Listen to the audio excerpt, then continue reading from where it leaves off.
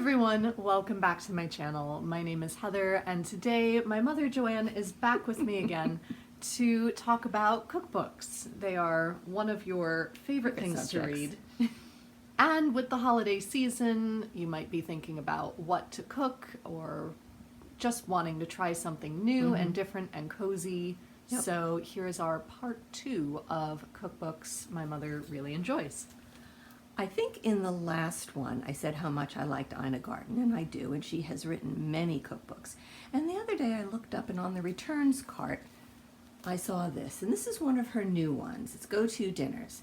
It's a lot of fun. I mean, I think she wrote this during the pandemic, and she was challenging herself to do things differently, to cook things with, just what she had in the house. I have to say, she has an incredibly well-stocked pantry. I'm not sure I could have pulled this off during the pandemic, but nonetheless, really fun ideas. Breakfast for dinner. And, I used to poo-poo that, but her recipes sound good. I would eat those for dinner. I would eat them for breakfast as well. She's got a lot of different ideas, and I think this was written when boards were popular, and so she shows you how to set up a dessert board, a breakfast board, an antipasto board, lots of different things like that, things that you might not have thought of, and then combining things that you might not have thought of. I'm looking at the back of the book, and she's got, roasted vegetables with eggs.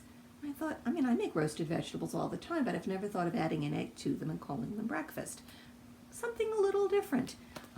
And as I've said before, she's wonderful, she's practiced, the illustrations, the photographs are beautiful, and anything I've ever tried, although I have not tried anything from this one yet, always looks like the picture, and that's kind of comforting, especially if you're preparing for the holidays. You want it to look nice. So I would recommend giving this a good look. Now this is another favorite. It's a little bedraggled. It's an old cookbook now. It's called Winter Sweet by Tammy Inman. She used to have, I think, a blog. I don't know that she's doing it anymore. I think she took a break. She might be back. I love this cookbook. It's desserts with winter fruits in mind. So she's got a whole chapter on cranberries, on apples, on things that are gingery and pears, a big chapter featuring citrus fruits, everything that's new and fresh and wonderful in the markets in the winter. And, sometimes the winter can be a little bleak depending on where you're living. But a nice new dessert with a winter fruit is a lot of fun. I like this book. The maple chapter. This is where we get the maple shortbread recipe came from here. Really good. Oh my goodness, I have never made that, but they did not disappear. It's a couple of really nice apple recipes, a nut cranberry upside down. It's a fun book, and she's really sweet, and I like the little stories that go along with some of the recipes, so I would highly recommend Winter Sweet. Now, I'm going to sound like a broken record, but we are Anglophiles in this house, and we love watching Bake Off. And there are a number of different Bake Off cookbooks. This just happens to be the one that I own. I love it. I've used a lot of different recipes from it. I like the biographies of the different bakers that took part in this particular season. I would almost classify this a comfort read. I just enjoy it. There were really, in this book in particular, I really did like all of the contestants, so that makes it a little extra special. But I would recommend looking in your local library for a bake-off book. If it's something that you enjoy, you're going to find recipes you're going to like. And indeed, a lot of the bakers themselves, when they leave Bake Off, write individual cookbooks. So if you have a favorite baker, you could look for them as well. Yep, definitely. Everyday Easy by Lorraine Pascal. She is another British chef. She was on television. I did see her on the Food Network for a little while. Occasionally, I think she'll be on PBS as well. It might depend where you are. And I have a couple of her books, and I really like this one. It's exactly what it's advertised as: everyday, easy things. Things for good lunches, things for quick snacks, good breakfast ideas. It's another very pleasant book. I really enjoy this one. I don't know, I think because I've watched her on television, and she has such a very warm personality, I feel like I'm cooking with a friend. That's just me.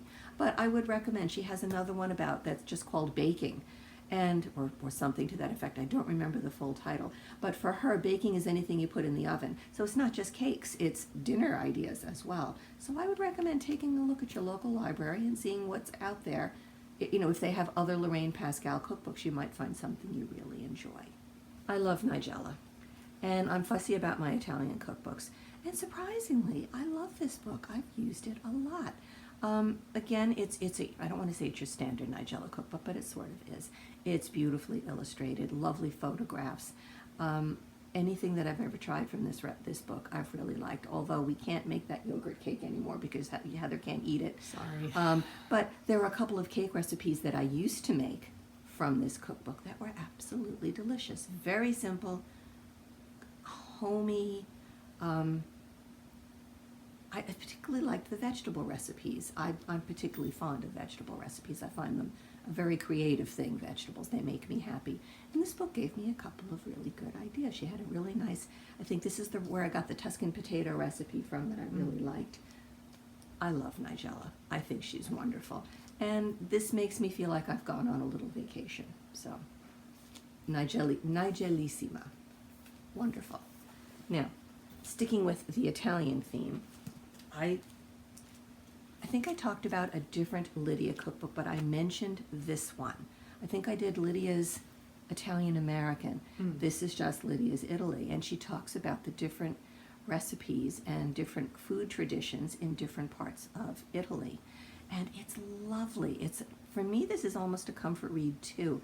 I like reading about the other areas. I mean, we're Southern Italian in our family, so when she gets down to Rome and Naples, then I'm kind of comfortable with like, oh yes, I know about this. This sounds familiar, those kinds of things. But up in the north, they've got a completely different food tradition because depending on who won the last war, sometimes parts of northern Italy were German, and indeed a lot of places still speak German. And so I recognize those recipes too because the other half of my family was Southern German. So this book has a lot for me in particular, but I think it'll have a great deal for you as well. It's just very interesting reading about the different ingredients that are particular to a place in Italy and how they're used and respected. They really respect their ingredients, which I like. And I liked the beginning part because of course she started where she grew up in Italy, which is no longer Italy. It's now part of Yugoslavia. That too was a result of, war. But she goes back and she revisits family recipes and different things, and it made it really interesting, and I liked it.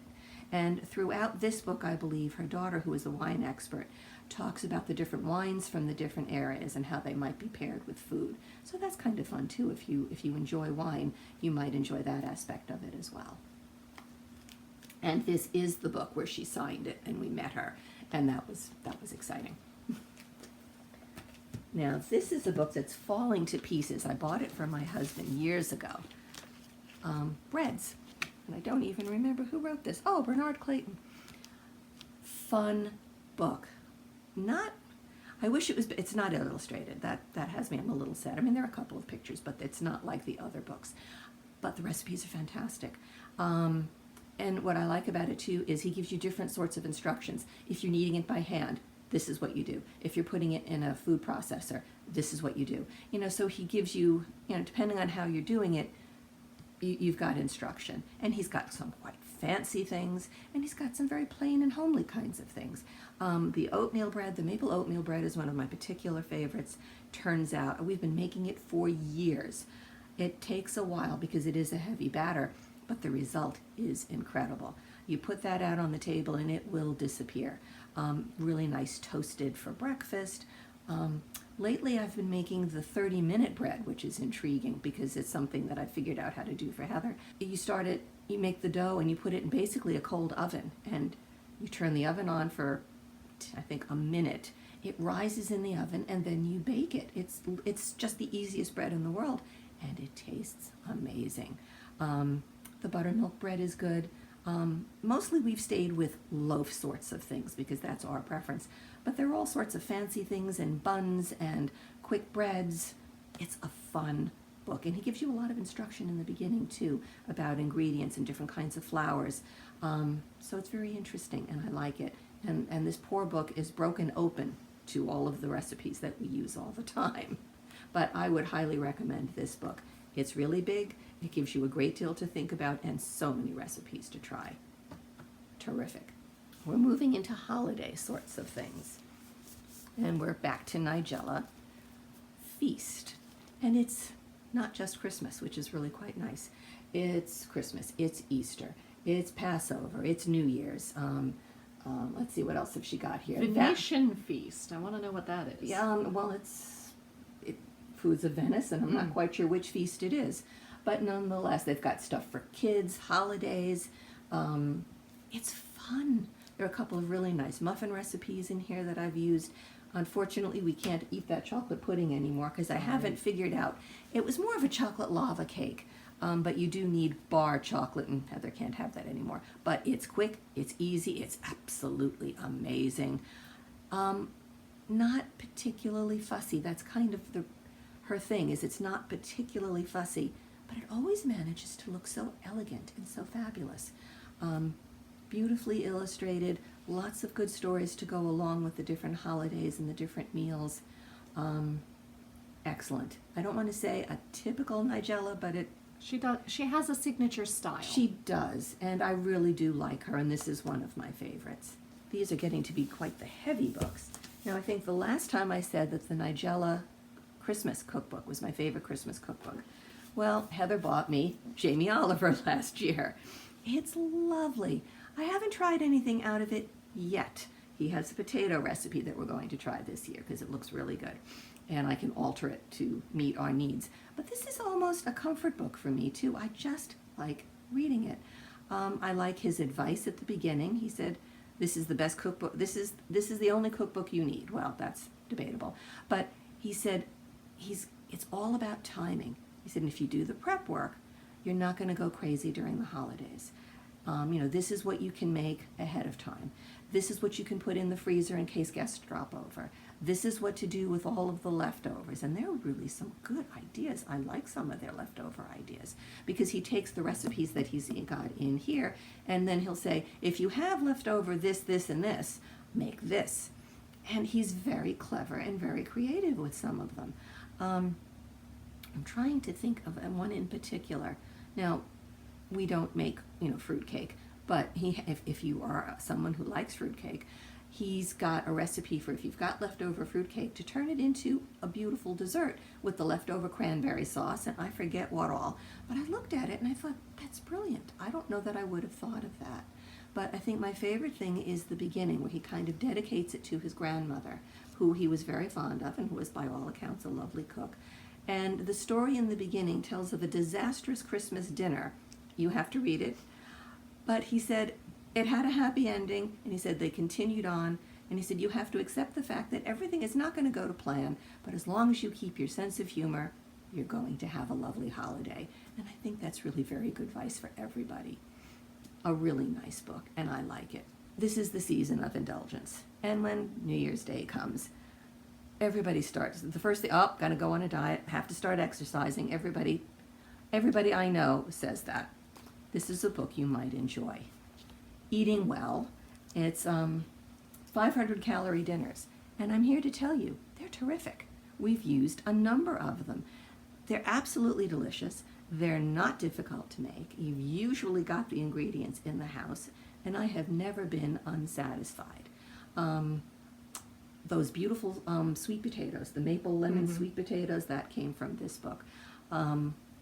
I made the ginger snap dessert. I think you were in college, but absolutely lovely. When you could eat it, they have a chicken paprikash recipe. That was fantastic. We loved it. It was so good. A number of fish recipes, a number of chicken recipes, and all designed to entice you, to make you want to eat these, and they are delicious, and it's beautifully illustrated. Lots of good advice for making substitutions if you need to. I love the Eating Well cookbooks. There are a couple of them at the library, but this is the one that I own, and I really, really like it. Give it a try. It doesn't hurt. And again, I'm here pushing public libraries because unless people start taking books out of the libraries, we're not going to get the budget to buy books to put in the library. So do visit your library, look in their cookbook section. You might see some of these. You might see something else that you really enjoy. Start with the 641.5s. That's where the cookbooks begin, and have a good browse. And take something home that I've recommended or something else that tickles your fancy. And that's the end of that pile. Wonderful. Well, I hope you found something to intrigue you or get you thinking. If you have questions about any of these, do let us know. If you have wonderful success stories, the last time we did this, I loved hearing from people Yes. who hunted down some of these cookbooks and said, oh my gosh, this recipe turned out really well. Yep. So if you do that, do let us know. Oh, We'd that's be so nice. thrilled to hear that as well. Yep, definitely. And until next time, be safe, be well, and happy reading. Bye, Bye. everyone.